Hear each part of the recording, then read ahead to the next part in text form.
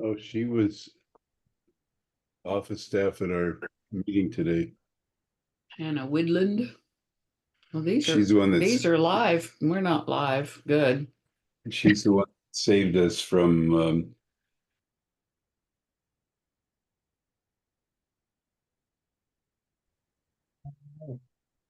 Well, friends, do we have everyone in, Hannah? Yeah, everyone that's in the waiting room is admitted, and I'll keep adding people as they hop on. Okay, wonderful. Well, good evening, siblings. It's really great to see you all. I see all your faces in the Brady Bunch squares. Jeffrey and I and Bishop joined us. Bishop Sandy joined us also yesterday. We began by just kind of talking about having the bishop talk first and just speak about the work that is before us. And then Jeffrey will take over and talk about, kind of give us some context. And then I will take you through the questions that are in the chat now. We will kind of do it that way. We also will pray because it's really important to start any activity, not just to get to the business of the academic parts and the administrative parts of the church, but to the heart of the church, which is Jesus Christ. So I will now turn it over to Bishop Sandy for her words of. Oh, I think I just froze. Hold on a second. Let me move into a different space because I just froze. Let's see if this is better. Hello. Can you hear me? Okay, so I came back. Maybe it's Micheal who froze. Micheal is frozen. Okay. Michelle's frozen, but you look okay, Bishop. Okay, I thought I had frozen there for a second. So, do we want to start with a word of prayer before I speak? Because that we did that yesterday, I think. So, Jeffrey, as one of the heads of delegation, you want to open us with a word of prayer first, and maybe then Micheal will become unfrozen by then. Yeah, I'll be glad to. Let's pray. Gracious and loving God, we are so very grateful for your blessings in our lives, even in the midst of this politically divisive season. Oh God, we are gathered here this evening to do the work of our church, to do the work that will lead the church forward in years to come. As we gather, we ask for your spirit among us. Give us your grace as we enter into conversation, as we deliberate on what is best for the church that you have called us into. We are grateful for our siblings who are with us this evening. Bless our time. Use it for your glory. In Christ's name we pray. Amen. Thanks, Jeffrey.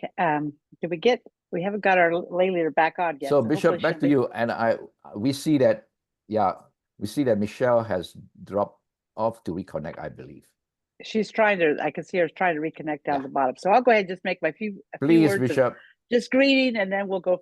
I'll hand you back to them. So I want to thank you, everyone, for taking time out for this webinar to participate in this work that is being asked of us across our denomination, but particularly in the jurisdictions, to look at some of the things that are coming before us before the next general conference, but also some that will be coming to us at annual conferences next year to vote. We made some dramatic and amazing changes in removing all of the restrictive language that was limiting who could be called, who could be sent, who could be ordained, who could be a pastor, who could be married, all of those sort of things. We took all of those restrictions out of the Book of Discipline. Some of that on consent calendar, which was kind of amazing that after 40 years of a consent calendar, we became a bit of a new church. But as a part of that, there was also the great work that happened on regionalization, and to pass the potential for us to be reorganized as a church in a way that is more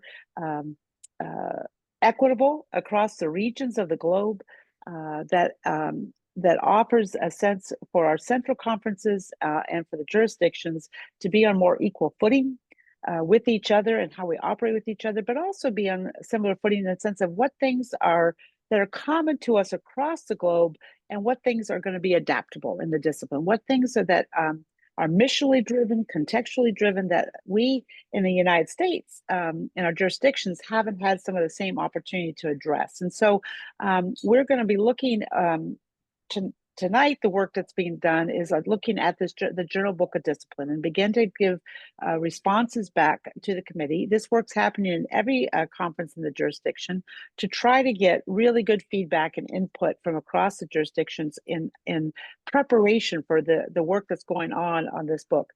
The other thing that we'll be spending time, the delegation will be leading us in over the next few months in preparation for annual conference, is to look at the constitutional amendments that are coming to us, in particular around the regionalization plan.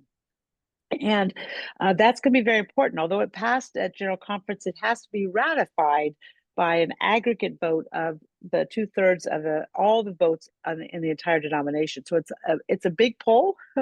And so we really want the jurisdictions to understand what's at stake, understand what's being involved, and to be ready to vote well and good and informed when we come to annual conference. So I am really grateful. You have an amazing delegation that you have elected, has been serving you for a lot of years. I know in CalPAC, we kept telling, we were the delegation that never ended. So we have a chance. So you've been well led in this conference for many years by some of your best leaders in your laity and your clergy. And so I'm going to hand it back to them now to lead you through this discussion. And I look forward to just being a part of the discussion as I can and fit in with you as we begin to do this work of reimagining what God's calling the United Methodist Church to be, to how to organize for the purpose of the mission of our church. So thank you for your time, your energy, your excitement, your passion. And Micheal, let me hand it back to you. All right, I'm sorry about that. That's okay. I got kicked out. Yeah. Well, so Jeffrey prayed on your behalf. All right, thank you, Okay. Jeffrey. So then Okay. at this point, then I'm going to turn the mic over to Jeffrey, actually. Well, Micheal, I will let you say a few words before I introduce the conversation for this evening. Okay. Well, I just want to, first of all, I saw Emily there. Emily has been a delegate for our conference for quite some time, and she was a part of the Never Ending Story team that went to Charlotte. And so thank you, Emily. I get an opportunity to thank you with you here. And so please speak up if there's a place where you think that we need to clarify. I have to tell you, Emily is one of the persons that I know in my life that knows the Book of Discipline. Man, I counted on her when we were at General Conference.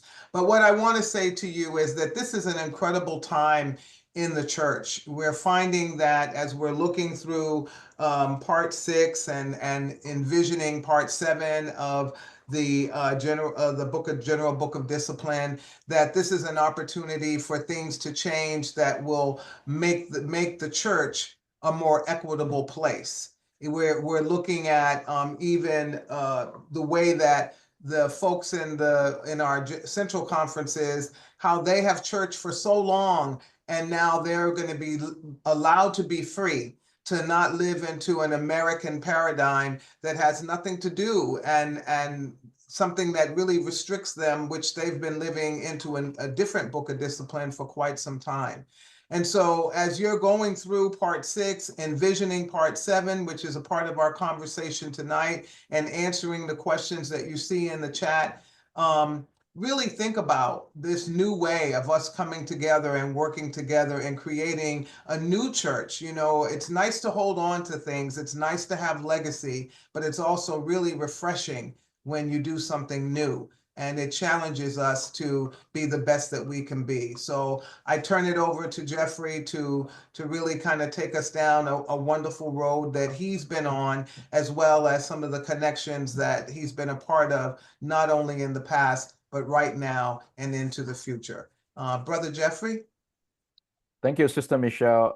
As Emily has pointed out, Motoe has been also an active member of our delegation for many years. So thank you. And Thank you, Matoy. I didn't see you. yeah, gratitude to all of you for taking time for this conversation. I have been involved in this work for many years. The work on the general book of discipline started at least 2 quadrennia ago. The decision to work on a general book of discipline arose out of many years of experience of the church in general. Over the years, the denomination had begun to see more and more that there are parts of the book of discipline that have been adapted by the central conferences. But there is no distinct section about what can be adapted, what cannot be adapted. And but central conferences have found ways to adapt some of that within their contextual reality. As a member of the standing committee, we have been reminded, especially by our United Methodist siblings from the central conferences in Europe, that they operate with a much smaller book of discipline. There are sections which they decided is not relevant for their contexts. They would not translate it and leave it out. So, and in the context of the continent of Africa is another example. There are sections that they do not follow exactly what the book of discipline has indicated, because of their need for some flexibility to adapt some and not to adapt others. So this work then began with the Standing Committee on Central Conference Matters that began to identify the sections that are absolutely sacrosanct, that cannot be changed unless by the decision of the General Conference. So sections 1 through 5, parts 1 through 5, not section, parts 1 through 5 of the Book of Discipline can never be adapted. Then certain parts of part 6, through the work of the Standing Committee, now they are beginning to separate out those sections that needs to be implemented,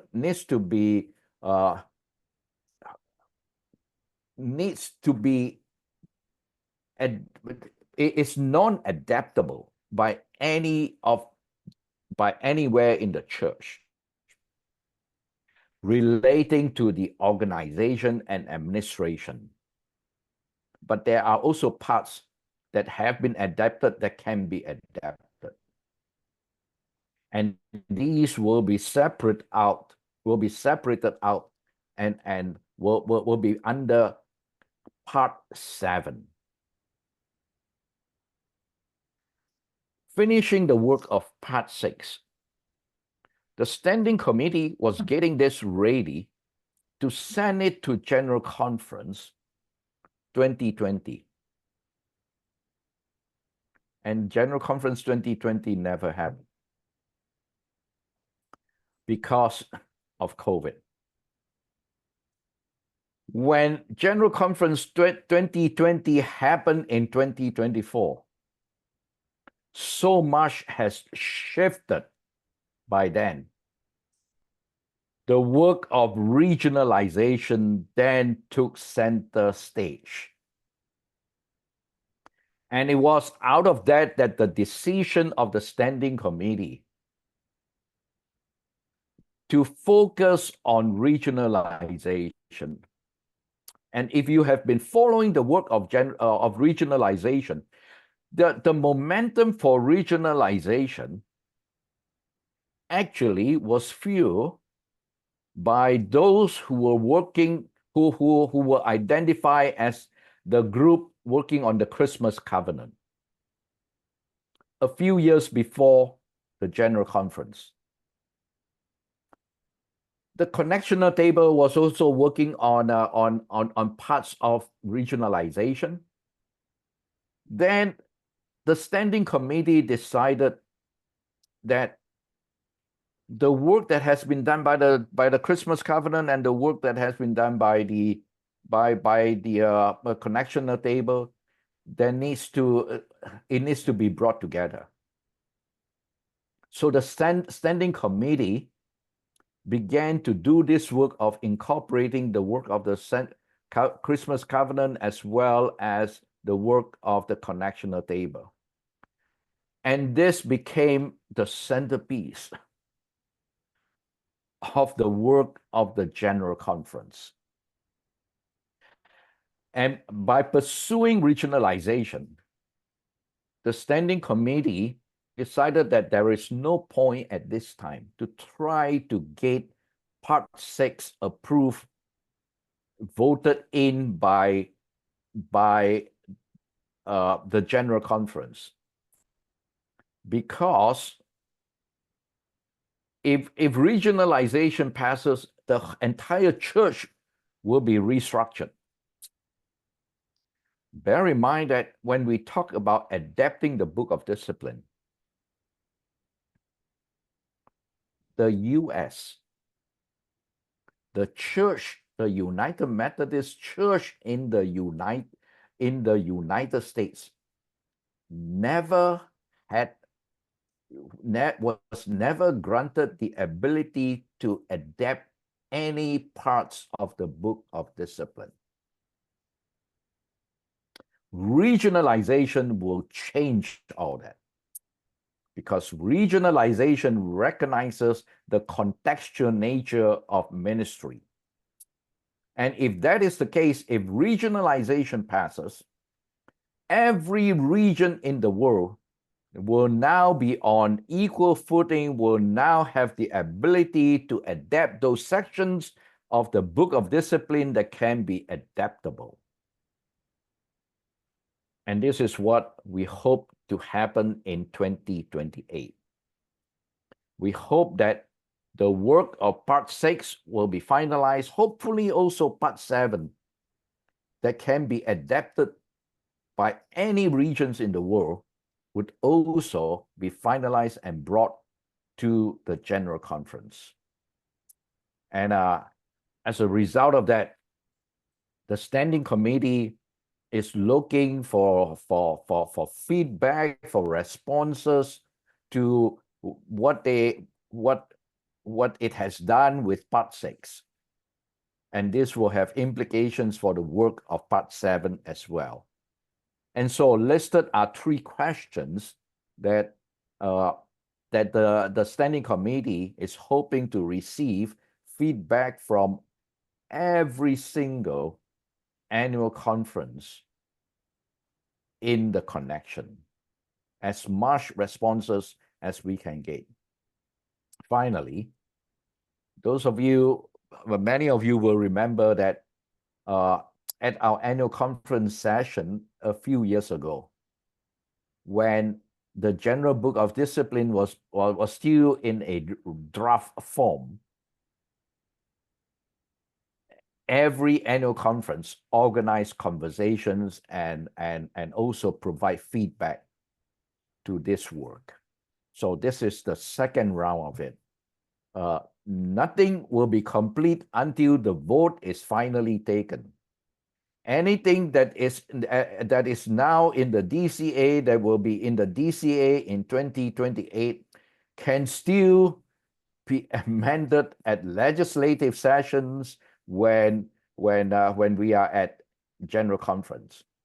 So the completion of this will be by the action of the general conference in 2028. So as that, on that note, let me turn it back to Micheal to guide us, facilitate the conversation. And I'm glad that Emily is with us, Matoe is with us. You know, this work that has been going on with within the general conference and disciplinary questions. And you can also answer that. One thing I forgot to say, an example. What is the basic ordination requirement for United Methodists? A master's degree. A Master of Divinity degree. This is what we all assume, right? But that is not applicable throughout the connection. In the context of Africa, the basic ordination degree is a bachelor's degree. You see, that has been adapted. That is the adaptable part. And if you read part 6 carefully right now, the section on educational requirement has been removed from part 6 and will be in part 7.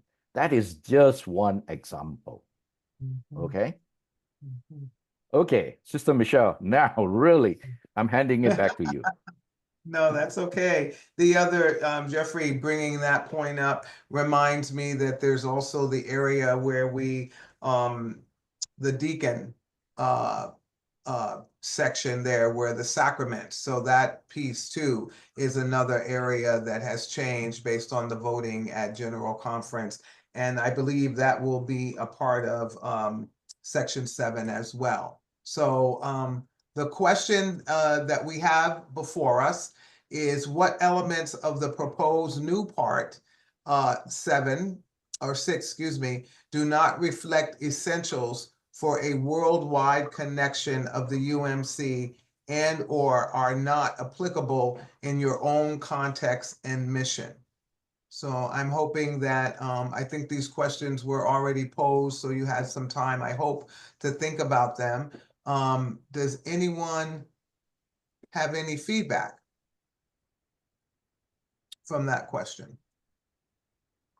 What elements of the proposed new do not reflect the essentials for a worldwide connection of the UMC and are not applicable in your own context and mission? Emily? I, was like, well, do I just jump in or do I wait to see if anyone else has a response? But I figured you didn't want to be left hanging, so I'm jumping in here. And I started looking at the ADCA, the section that was in the email, and realized, oh, this is a lot more text than I thought it was. So I did not get all the way through it, but I did at least look at the 200s paragraphs and made a few notes based on these questions. So I'll give you specific paragraph numbers if you need me to send you notes after I can, but for your Yes, feedback. please send along your notes. I will certainly do that. So paragraphs 202 and 205 talk about charges, like 2 or 3 or more churches together as a charge.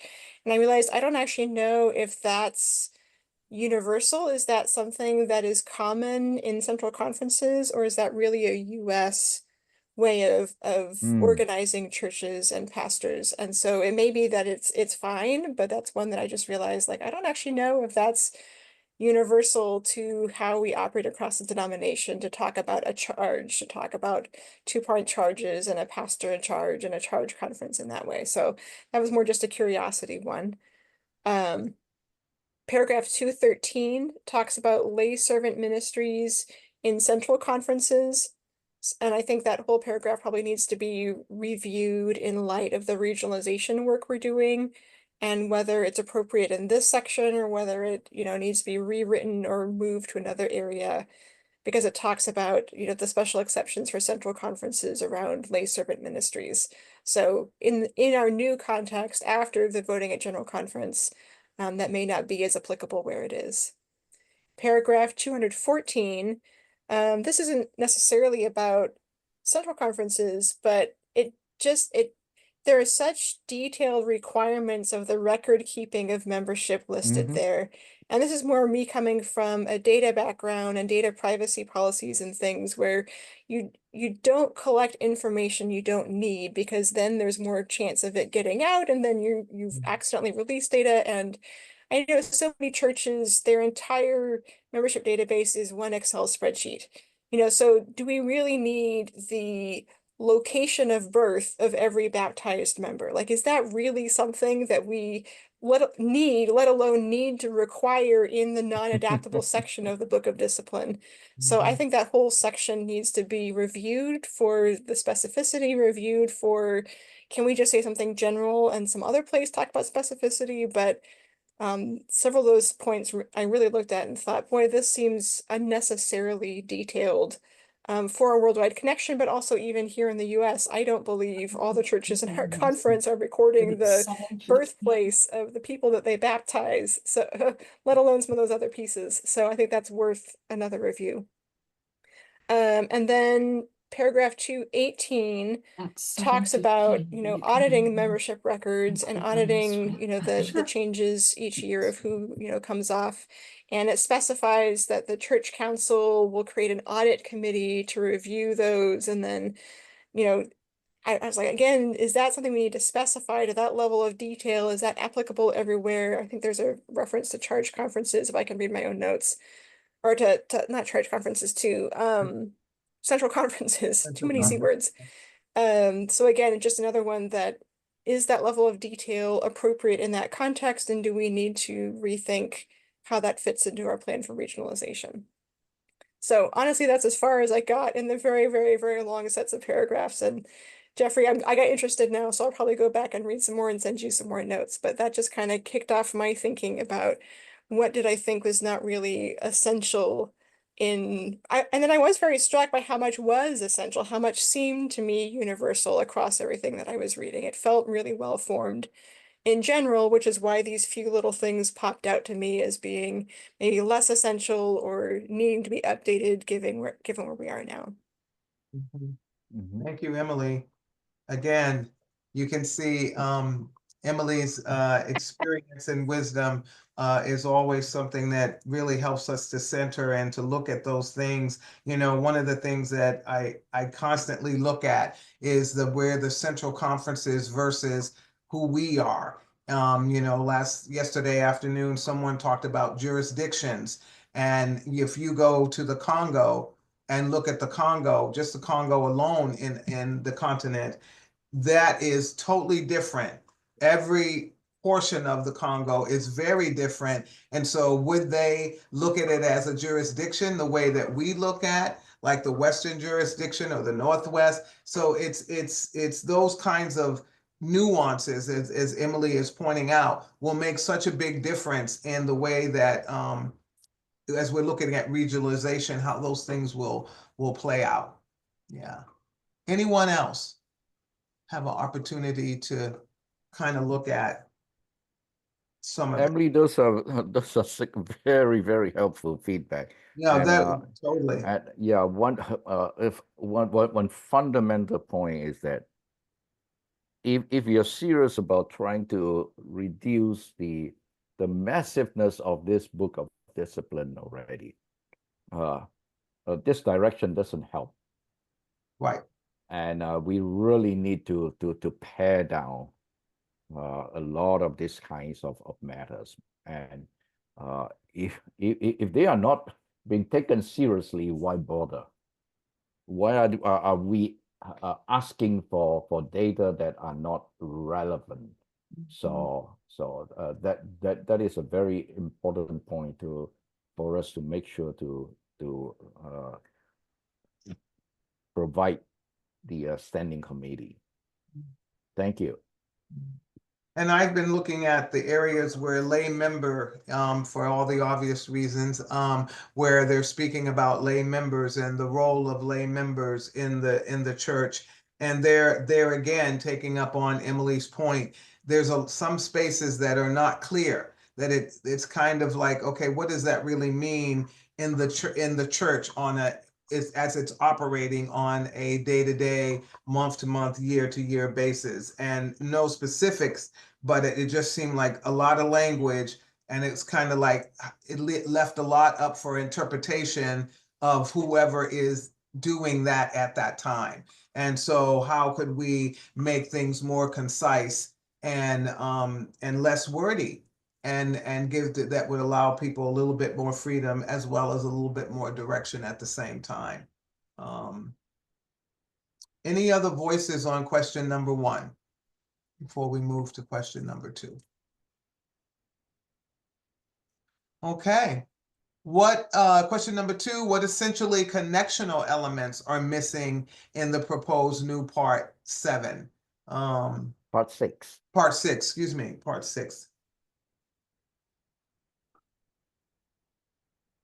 I have gone through this, and yesterday what we did is we kind of looked at what things were being moved to 7.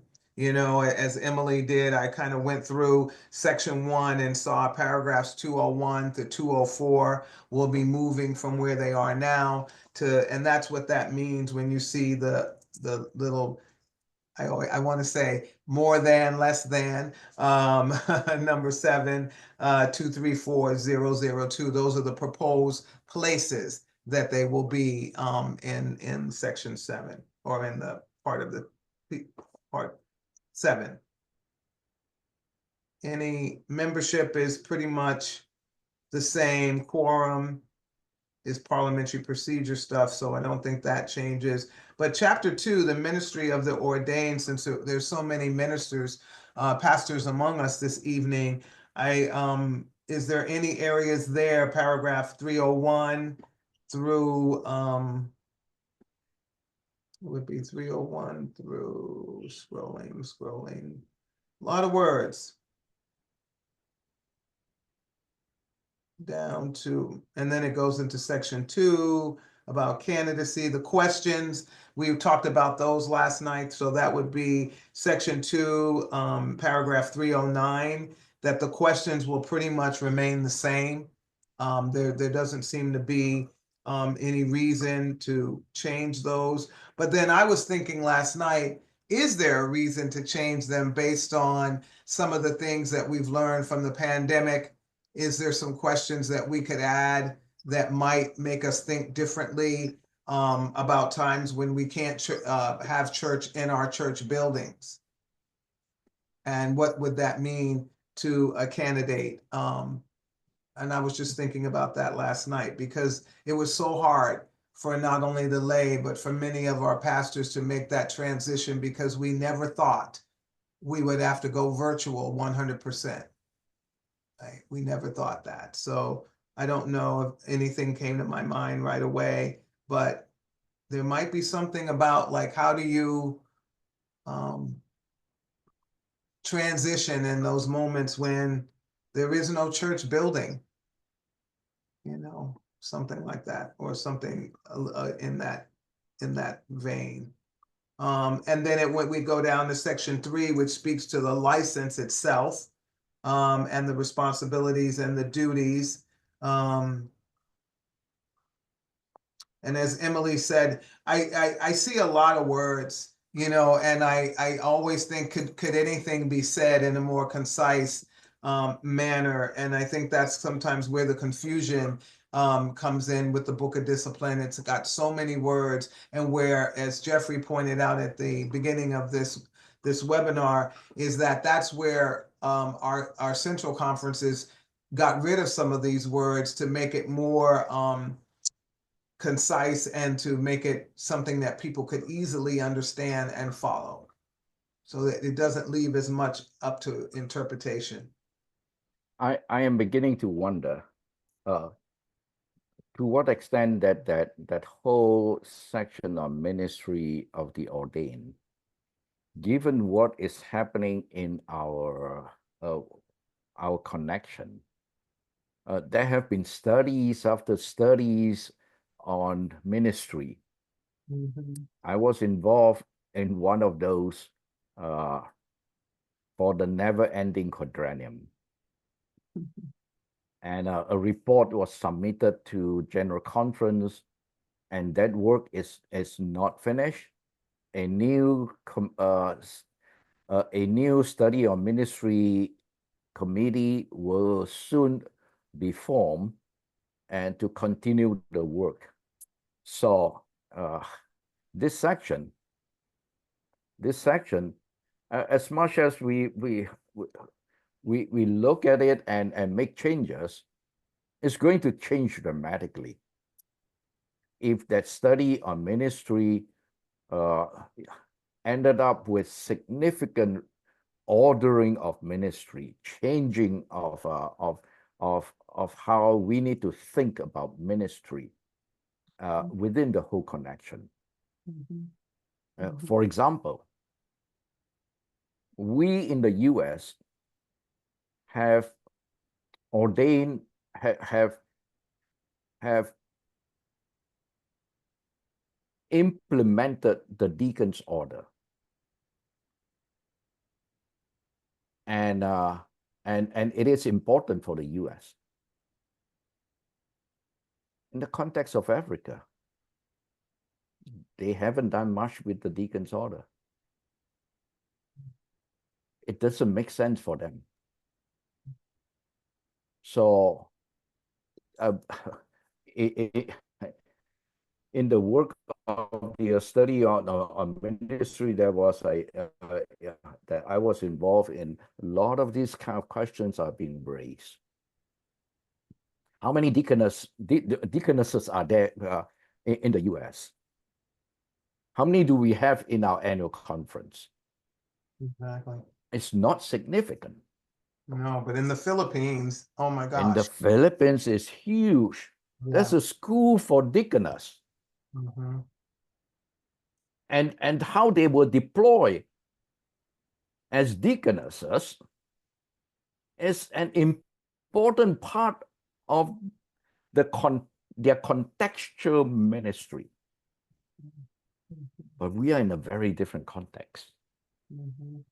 So how we rethink all that, whether or not we will provide flexibility for regions eventually to order their ministries too.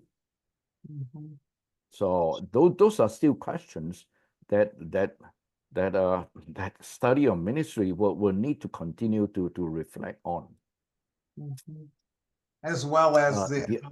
how we engage and appoint our CLMs and all of that, because now Yep. we're finding that CLMs are we have more than we've had even in our conference for a long time, and they are appointed. And what does that mean? I know in CalPAC they have CLMs, but they also have lay persons that they're assigning to churches to do ministries. And that brings me to the whole idea, how do we as the Methodist Church discuss and look at vocational ministry? But CLMs doesn't make sense in other contexts. Right. Because of the status of ordination within the construct of their societies. Right. So these are a lot of these are contextual realities.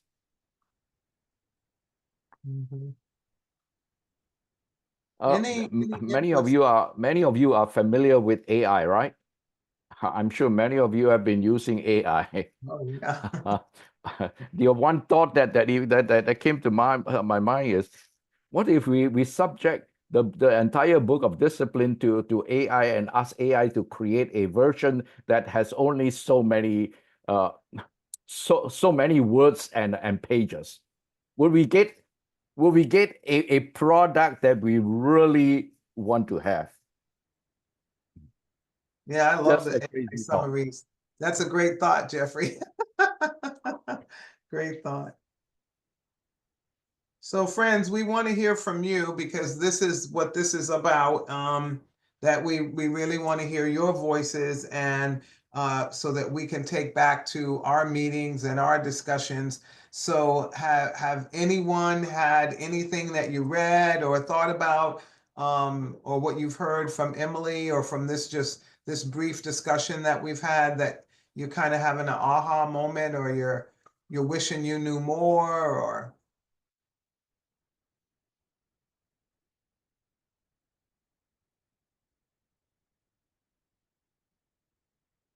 this is a great time to do something about the Book of Discipline.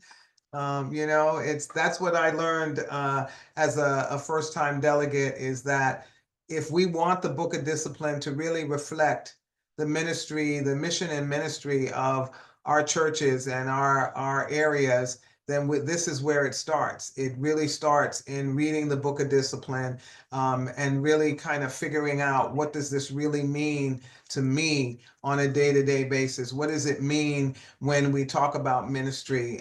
Jeffrey's point, what does ministry really mean in the 21st century and beyond?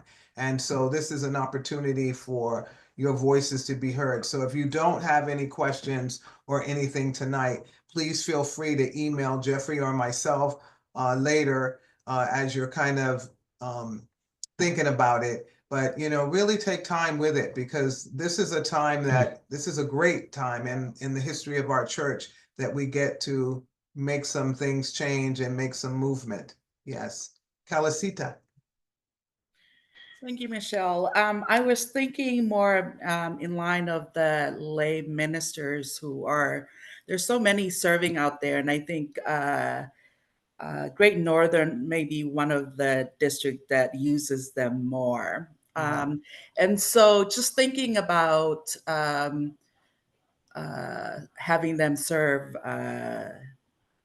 the communion, because I remember when we were in Mission U and we were thinking we have to have a pastor present so we can serve communion. And so just that thought, we have the lay ministers out there, yet I'm not sure are they able to consecrate the elements yet. Yeah, so that I think of them because they are serving our local churches, our folks, and giving them the authority to bless the elements for their folks. And then what would that look like and how would a pastor, I go back to John, I always think about John Wesley and his circuit rides and how he empowered laity so that he could go off and empower more laity and do this circuit. And so, if we lived into circuits in the way that our Methodist legacy history tells us, then how could we empower people to do things without demeaning the education and the position of our pastors so that it's not it becomes a them and us and die and it becomes a partnership in ministry and service to Jesus Christ. So that's a really good one. And as you know, at General Conference, we did vote in that deacons can now serve the sacraments. Yeah. Jeffrey, you're muted. Embedded within sacrament is sacramental theology. What grounds our theology of sacraments, and that is part of the work of the study of ministry too, and it is not as simple as just granting sacramental authority. How do we grant that sacramental authority? It's a matter that we need to do some serious theological work. And what distinguishes us from, for example, the disciples of Christ? the disciples of Christ have a very different sacramental theology. Lay people can do sacrament Yeah. out of their own theological understanding. We need to similarly to do the kind of deep theological thinking. And if we are going to move in one direction or another. Mhm. Mhm. And it would mean also, from what Jeffrey is saying, my thought is it would change the way that our seminaries are educating folks. There would be multiple levels of education. And even here in the conference, as you know, Calicita, we have worked really hard to create CLM classes and things that are higher level than what they were, 8 years ago, 10 years ago. And what does that mean? And how do you bring uniformity to that in the way that our pastors have that by going and getting their master's degree in seminary? Yeah. Jeffrey, you're an academic in this area. Any thoughts on that? I've been doing a lot of this kind of thinking. Yeah. And one of the things that I really want to do, and especially since I have relocated back to Northern California, I have been pondering about the rich resources of our annual conference. And I have begun to talk to the bishop. I've begun to talk to others. Particularly as we think about the kind of education that we can do within the conference ourselves. Mhm. Do you know how many of our clergy have PhDs? Sister Xu, as part of your work, I hope that you go back and count that. I was just going through my own thinking, and I came up with at least 30. Not surprised. I'll look it up and let you know. Exactly. And these are theologically trained PhDs. Very few seminaries even have 30 PhDs. What if we as an annual conference put together a lay theological institute Oh, Jeffrey, that will empower the laity for ministry and ground them with the kind of theological work that clergy have had the advantage of doing, but doing it at a different pace, at a that will allow our laity who are interested in theological thinking to have access to that kind of teaching. It will reshape our church. Matoya, I think Xizhong herself, Sister Xizhong herself will I'm sure will be glad to be able to do some teaching. And so was a lot of our many of our clergy colleagues. Mary Chang has a PhD. Yeah. I can start naming. Yeah. Yeah. Matoya, I think you're. Yeah, I just wanted to thank Michelle and Jeffrey for what you're sharing, but I also wanted to say, as it's repeated said, it's complicated, and I would love to have laity to be empowered, and I've been working on that. It's interesting in our current structure. I'm part of the discipleship ministry, which works with lay people, and I work with seminaries, and I try to do different classes. But moment when they become clergy, they say, "Oh, we have to go to the General Board of Higher Education ministry because they are in charge of the clergy."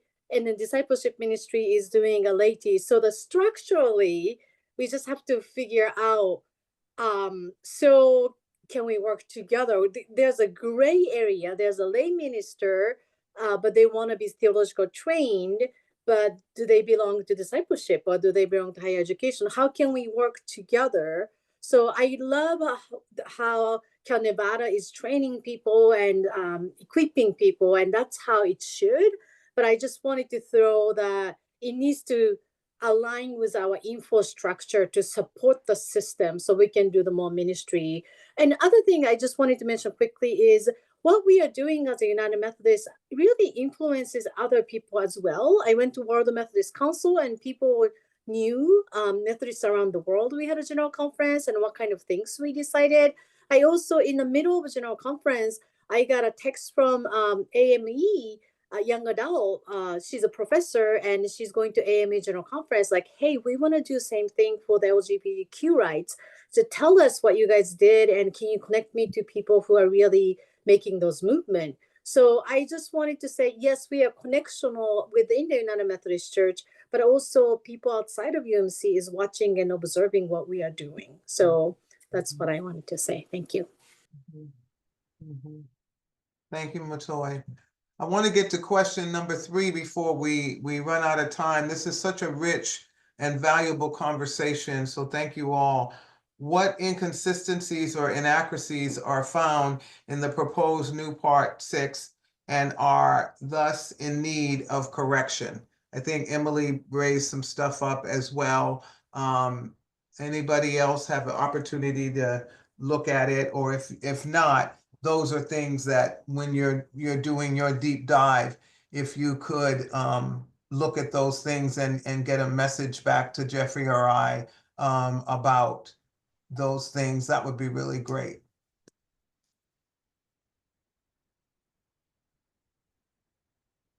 As I said, I know Emily has raised some things up, but as you're going through them, please do the same. And I think it is too about this a new thinking. It's about, it's not either or. It's how do we use or have an opportunity to implement all the fine places where everybody who wants to be in ministry, whether they are lay or clergy or whatever the title is that we give them, to be in the world, creating this new paradigm of faith. And how do we do that and make it? I love your idea, Jeffrey. I'm glad you're having that conversation with the bishop. It's a great conversation, and make it so that there are lay people who want to do more and want to be engaged more, but then they feel on the periphery and they're afraid to say.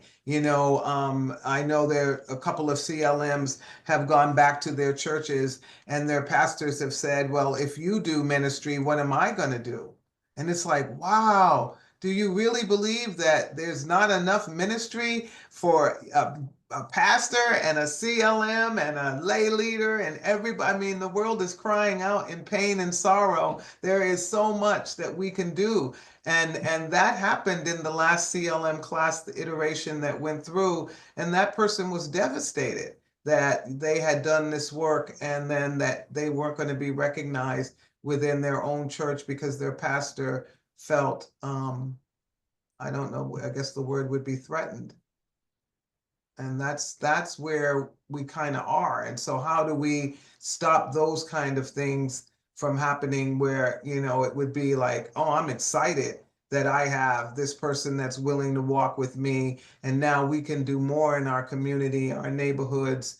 And that's the Book of Discipline is only the thing that's going to give us the guidelines to do a lot of things. But then how do we live into them in a way that the suffering world gets a little taste of what we already know? Yeah. Any other thoughts, Jeffrey or Emily or Matoy or anybody? This has been such a great, as it was yesterday as well, just a great conversation too. Before closing that meeting, Micheal, just have a simple Yeah. question as a close within our conference. When this point of this point in time of a general book of discipline 2022, not only new part 6, but many parts will be applied to local church ministry, because as a local pastor, it's kind of a vague moment to apply the book of discipline. So just a simple question as a person in person. So the new, I help me, David, to answer appropriately. So you mean moving into the new book of discipline? Is that what you're? Well, so far I have followed the version 2016. Yes, yes. So my New question, version is coming up in In January. January oh, so not this year, for next year, right? 2025, yeah. Yeah, Okay, gotcha. and Because some, yeah, go and ahead. this work that we are discussing, many of those are in our current book of discipline. Okay, this work is going to go to general conference in 2028, and it will reshape the book of discipline, hopefully when it is published in 2029. So we're still many years away from this new restructuring of the book of discipline, with a part 6 and a new part 7. Okay, new part 6 and new part 7. But you And, can order the new one. I have mine on pre-order. And so you can order it, and it's slated to come out, like, I think by January 11th or something like that. So Micheal, eh, thank you so much for a clear answer, because I have followed the 2016 version for my ministry here. So a little bit I was confused myself. Thank you for your clear answer. Thank you. Yeah. Emily, do you know if that will be known as the 2020 or 2024 Book of Discipline? I don't know what they're going to put on the cover. We did determine that the general conference we held in Charlotte was both the 2020 general conference and the 2024 general conference. So what they put on the cover, that I don't know. Yeah, the one well, maybe they'll change the cover, but when I ordered mine, the pre-order, it says 2020/2024. Of course. Of course. We cover all our bases, right? We can't miss one. That's right, Emily. We're getting 2 in 1. It doesn't look any bigger though. That's the good news. That's the good news. But there's, yeah, it said 2020/2024. Well, friends, thank you so much. It's so nice to be able to talk about the church in this format with everyone present. And please, as Jeffrey and I have said, please send us any comments, questions, concerns, so that we can continue to have dialogue with the bishop and the groups that we're a part of. And again, thank you, Emily, for your wonderful summaries that you provided this evening. I'm sure that once they go out in the video, there will be people who will appreciate it just as much as we all have. Matoy as well, your input, and everyone who, and for all of you deep thinkers, thank you for being deep thinkers, and we look forward to hearing back from all of you as well. So have a good night, and God bless you, and find some peace in the next couple of days in your life. God bless. God bless. Thank you. Bye-bye.